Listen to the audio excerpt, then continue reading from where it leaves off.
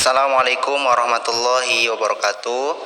Perkenalkan, nama saya Ivan Hiviansyah, mahasiswa Sekolah Tinggi Agama Islam Lukman Al-Hakim, Surabaya.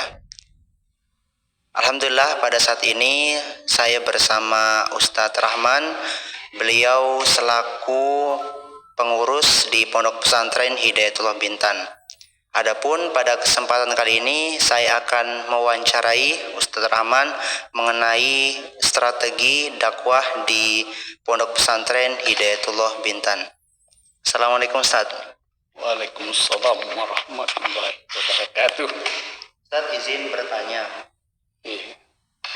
Hidayatullah Bintan kan sekarang sudah berkembang Ustadz, sudah berkembang sampai sekarang. Yang mau saya tanyakan, apa saja Ustadz program atau strategi dakwah berkembangnya pesantren Hidayatullah Bintan ini? Assalamualaikum warahmatullahi wabarakatuh.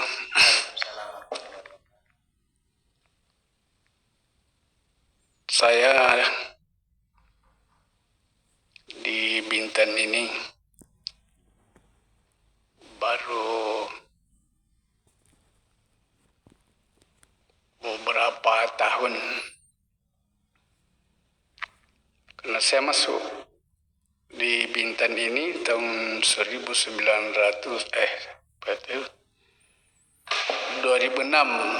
saya masuk di Hidayatullah Bintan ini. Saya pertama masuk di sini belum ada masjid, masih musalla reok di gunung atas ini.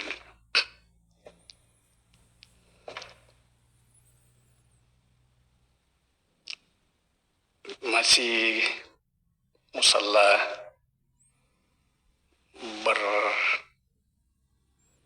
yang kayu bulat waktu itu. Atapnya hampir katakan ya kan juga rumbi ya, tapi masih atap asbes waktu itu.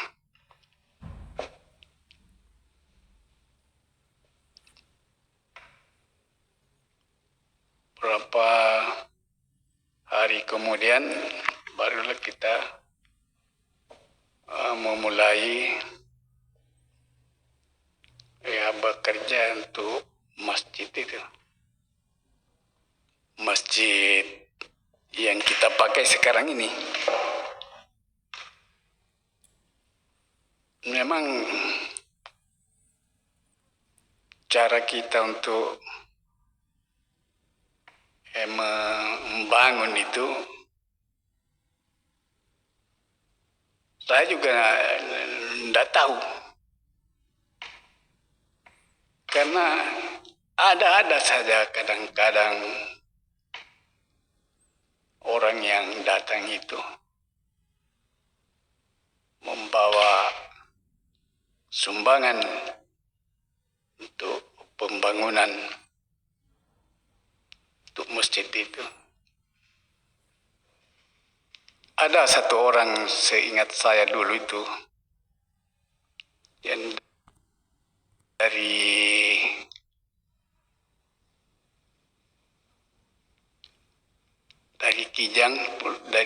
Kijang itu memang dia kerja di tambang boksit dulu, karena dulu di sini ada tambang masjid, ada tambang boksit di sini. Itu dia bawa paping ke sini, paping untuk halaman masjid sekarang itu dipakai di situ. Karena sudah terlalu lama, saya sudah lupa namanya itu. Dia dari Surabaya, dari Pondok Pesantren Surabaya. Tugas di Bintan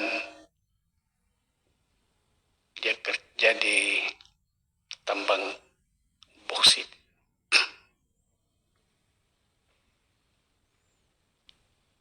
Jadi begitu cara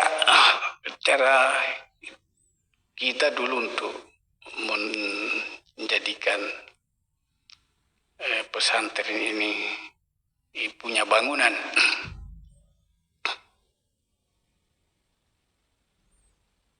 Tapi ada cara yang memang sukar kita lakukan di dalam menapak tilasi pesantren Hidayatullah ini, yaitu di mana kalau kita mendapatkan kesulitan, yang harus kita benahi ibadah kita itu.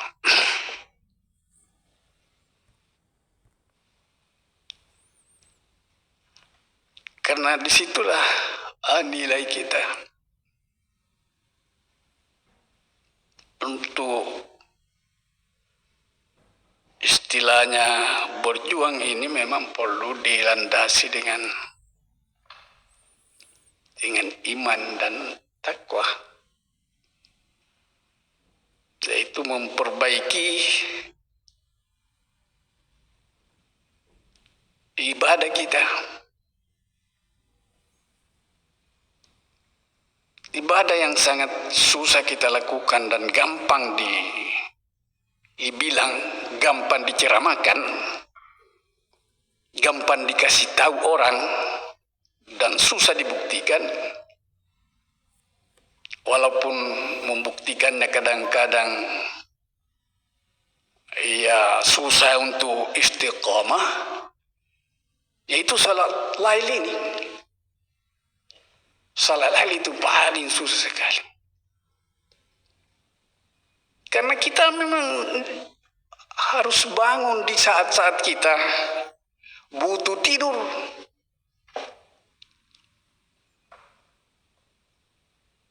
Di saat-saat tubuh kita ini membutuh istirahat.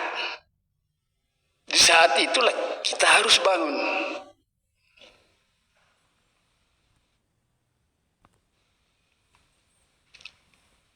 Memunajat kepada Allah Subhanahu wa Ta'ala, walaupun bukan itu persis apa yang kita minta, umpamanya pembangunan bukan itu persis, tapi kita bangun untuk sholat lail itu memang betul-betul karena ya Allah yang membangunkan kita.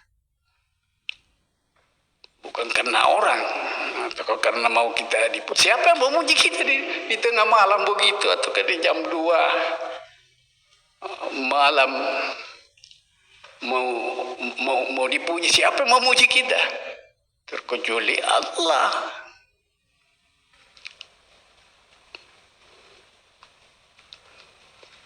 Dan itulah yang kita lakukan.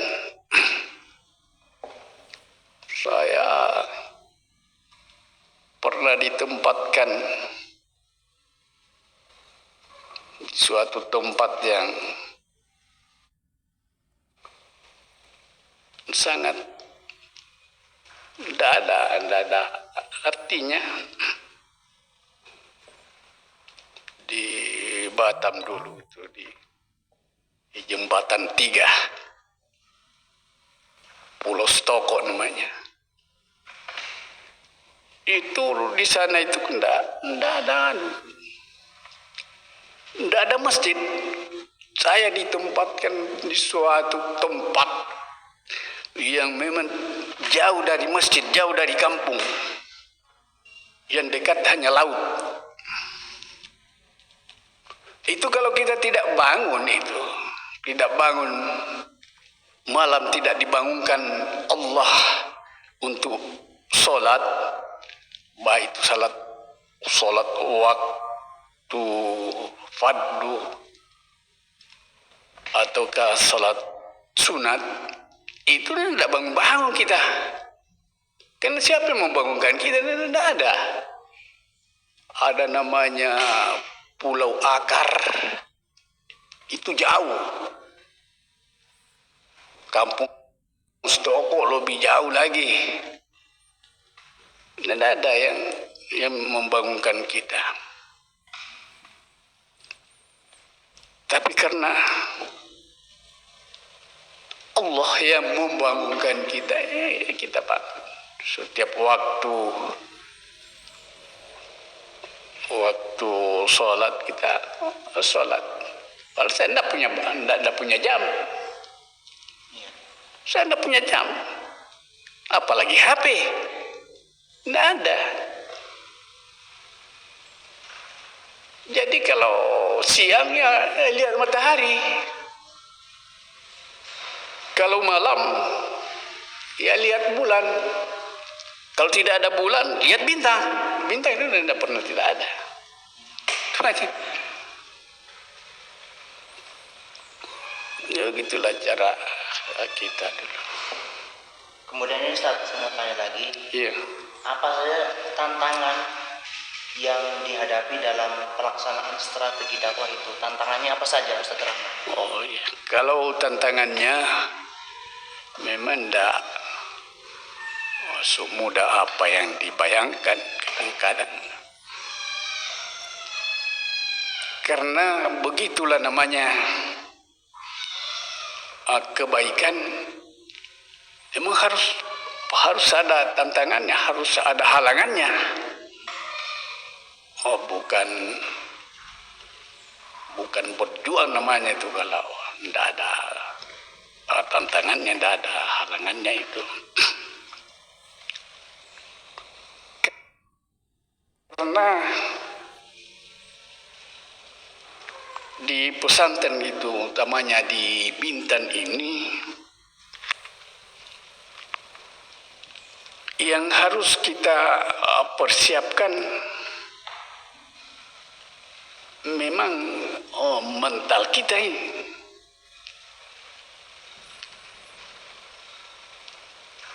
Karena di Bintan ini dulu kalau di kampung ini, Kampung Tua Paya namanya, itu sebelum pesantren itu tempatnya judi di sini. Oh, judi. Tempat judi. Makanya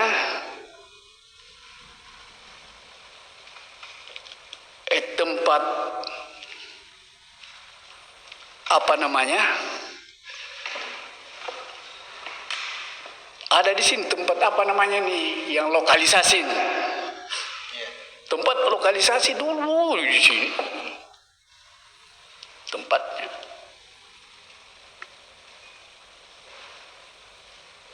Jadi memang susah orang untuk masuk di sini seperti membalik dulu. Nanti setelah hidayatullah masuk barulah ada perkembangan sedikit Islam itu. Tapi dua pemimpin sebelumnya yang saya ikuti, saya itu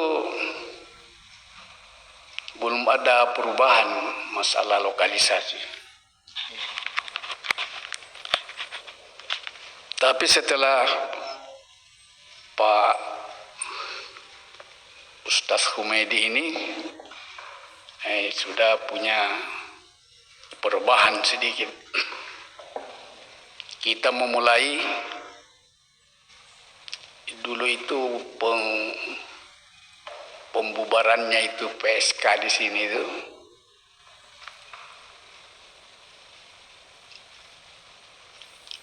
lewat bupati dulu, karena Pak Ansar itu masih bupati dulu itu. Jadi lewat bolehlah kita mencoba untuk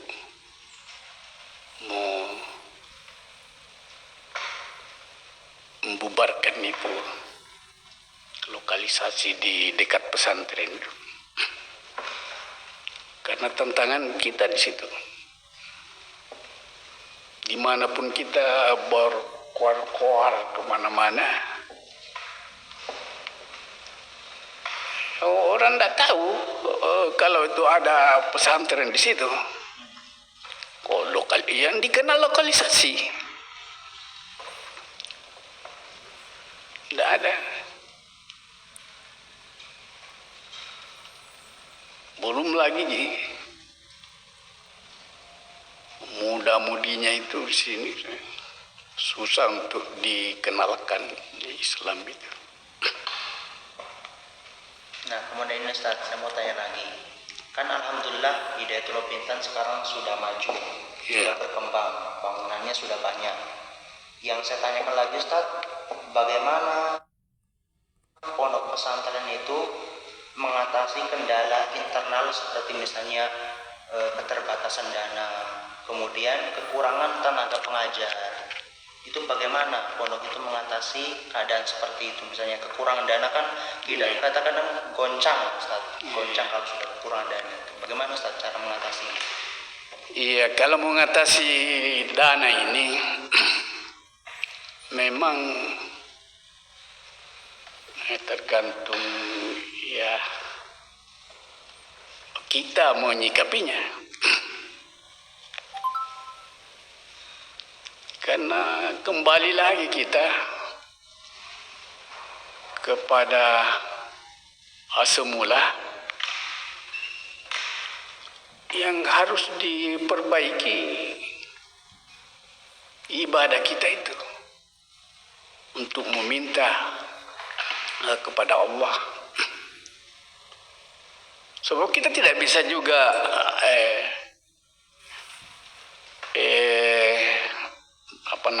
tidak bisa juga kita menyangka macam-macam, apalagi sangka-sangka buruk. Itu tergantung kepada kita.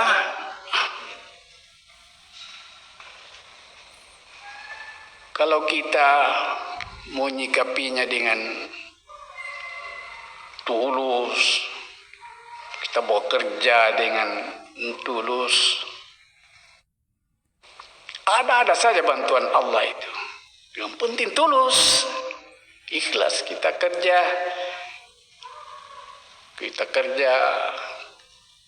Saya kerja itu tanam singkong aja, tanam keladi. Tapi kan bukan itu yang dinilai Tuhan itu, yang dinilai Tuhan itu nanamnya itu, kerjanya itu. Diganti ya, orang bawa beras, kita kasih pemanya orang Batam datang, kita kasih ubi, malah dikasih gula, walaupun begitu enggak begitu persis. Jadi kita kerja di pesantren ini menyikapi pendanaan itu, ya memang kerja keras. Kerja keras itu bukan ya yang dinilai itu bukan hasilnya itu persis. Bukan hasilnya itu persis kita dapatkan ubi itu aja, ubi itu datang ubi bukan ubi aja. Tapi bagaimana penilaian Allah kepada kita itu dalam bekerja keras untuk mendapatkan bantuan Allah itu. Sebab Allah bisa aja membantu kita. Kalau kita kerja, kalau kita tidur aja, atau ngomong aja kita tidak kerja, itu tidak ada bantuan Tuhan itu. Bisa dia pindahkan ke tempat lain. Jadi itu makanya saya di mana-mana saja saya ditempatkan itu Nggak pernah jauh dari kerja kerja itu. Bukan, walaupun saya tidak mau bilang kerja keras, tapi yang saya lakukan itu saja itu tuh, karena saya bilang sama orang, enggak, apa yang mau dinilai Tuhan kepada saya? Saya tidak pernah sekolah, saya bukan guru, bukan, ada apa-apanya saya di pesantren itu. Enggak. Hanya kerja aja. Di samping ya sholat lah. Sholat. Kemudian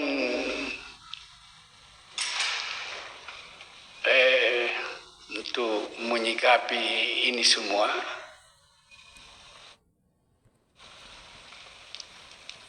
di dalam berkampus ini, di kampus kita ini, kita harus jangan saling mencurigai. Ya. Bekerja dengan tulus begitu. Karena kalau kita tidak sama-sama, tidak sama, istilahnya bergotong royong, itu banyak Tuhan kurang menilai di situ. Kalau satu orang aja dilihat kerja, kemudian kita hanya ngomong aja atau suruh aja, itu Tuhan tidak akan turun tangan.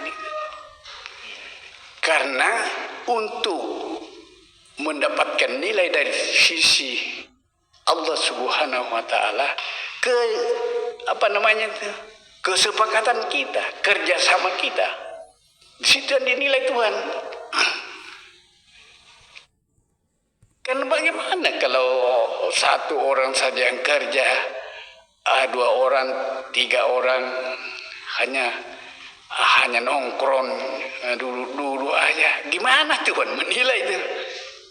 Sama dengan anak-anak itu, kalau dia kerja, saya lihat itu pakai mesin rintisnya satu aja kan, lain-lainnya itu berapa orang? Kalau umpamanya 100 orang, 90 orang itu yang hanya nongkrong aja. Sudahlah kalau dia nyapu, enggak penting itu, enggak penting nyapu itu, enggak penting. Yang penting kerja itu. Jadi kalau anak-anak kerja bakti itu disuruh kerja semua, minimal kalau enggak ada alat.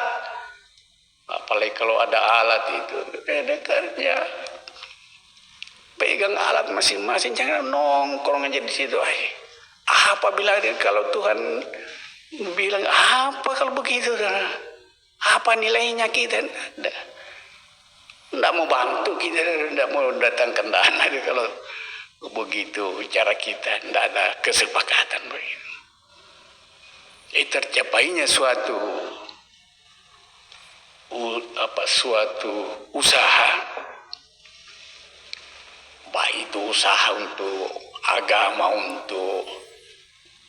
untuk perusahaan, itu tergantung kesepakatan kita. Bukannya orang tidak tahu itu, kalau kita sepakat kita harus menang.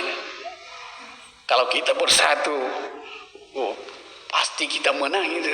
Tidak ada orang yang tidak tahu itu. Tahu, tapi gimana cara membuktikannya ketahuan kita? Tidak ada. Gampang sekali dulu kesepakatan itu kita bilang itu, kita ngomong itu. Tapi susah. Saya tidak mau bilang juga kalau kemenangan Islam sekarang itu. Tidak sampai ke sana saya punya otak itu, tapi kan bisa kita contoh ke situ. Kebaikannya orang-orang kita, ulama-ulama kita sekarang, ataukah pemerintah kita sekarang, itu dilihat dari kesepakatan mereka, keberhasilan mereka itu, kesungguhan mereka itu. Walaupun memang mereka terseok-seok memperjuangkan kebaikan ini, tapi kan kita punya nilai di situ daripada tidak begitu. Gimana kalau hanya kita melihat aja atau kita hanya untuk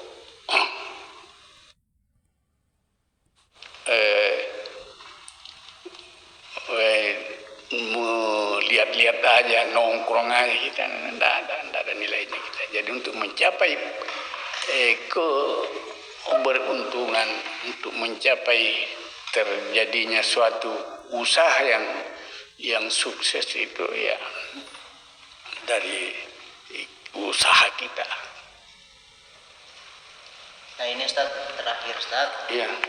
Ustadz sebagai orang tua kami di Pondok Pesantren Hidayatul Bintan ini, apa harapan Ustadz ke depannya untuk berkembangnya agar Pondok Pesantren yang kita cinta ini, khususnya di Kabupaten Bintan, lebih maju lagi, lebih produktif lagi, lebih bermanfaat untuk umat ke depan Ustadz? Apa harapan Ustadz?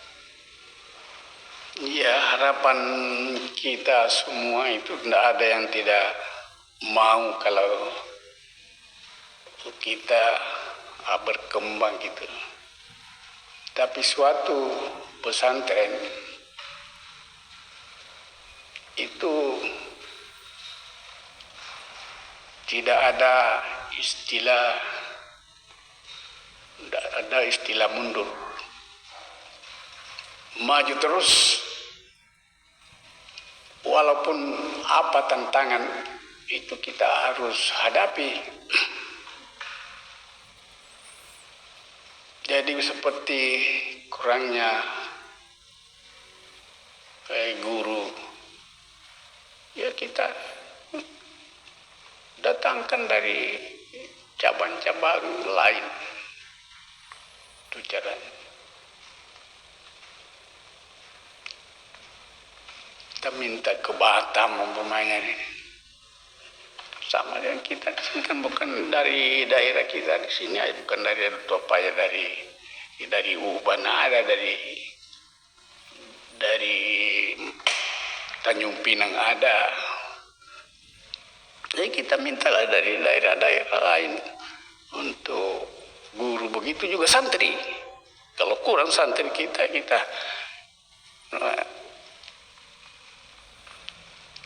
kasih tahu dulu teman-teman di daerah, minta ke sini. Saya kemarin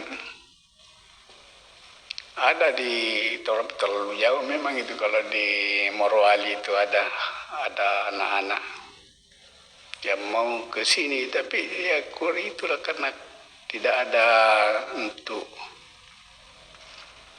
pembeli tiket, tidak jadi juga sampai sekarang belum ada beritanya itu mau dikemanakan itu ada. Jadi bisa itu kita depan aja teman-teman di daerah. Ada kalau santrinya di situ kalau terlalu banyak, sama dengan di di Poso sama Pak Muhaimin itu santri yang dia ambil hanya 20 orang. Jadi kalau ada lebihnya itu kan bisa kita minta ke sini, baik tingkat, karena dia alia, walaupun orang tingkat alia atau tingkat MTS, tingkat SD, bisa kita minta kirim ke sini. Seandainya kita punya dana ya kita kirimi tiket kan, tapi karena kita kekurangan dana di sini, ya harus yang bersangkutan lah yang membawa.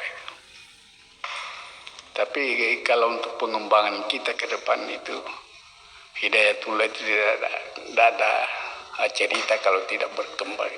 Pasti ada saja caranya Allah itu mengembangkan satu pesantren, apalagi pesantren Hidayatullah ini memang perkembangannya pelan tapi pasti. Ya mungkin itu. Ya, alhamdulillah, terima kasih kepada Ustadz Rahman yang telah menyampaikan strategi dakwah khususnya di Pondok Pesantren Hidayatullah Bintan ini. Jadi kesimpulannya teman-teman semua, bahwa dalam berjuang ini itu ada proses, maka dari itu kita perlu bersabar dalamnya, dan dengan kesabaran itu kita ikhtiar, baik itu dengan bekerja seperti yang sudah disampaikan tadi, bekerjalah, maka nanti Allah yang lihat hasilnya. Jadi Allah yang memberikan hasilnya. Allah itu melihat kita bagaimana kita bekerja dulu, kerja dulu, nanti hasilnya Allah Subhanahu wa taala yang akan memberikan. Mungkin saya ucapkan terima kasih banyak kepada Ustadz Rahman yang telah menyampaikan. Semoga kita doakan selalu, semoga Ustadz Rahman selalu mendapatkan lindungan oleh Allah Subhanahu wa taala dan terus memberikan kita pencerahan supaya kita kader-kader generasi penerus ini terus semangat menapaki jalan-jalan yang sudah dilalui oleh para tetua kita. Hadza ma astati an aqula lakum barakallahu fikum jami'an. Wassalamualaikum warahmatullahi wabarakatuh.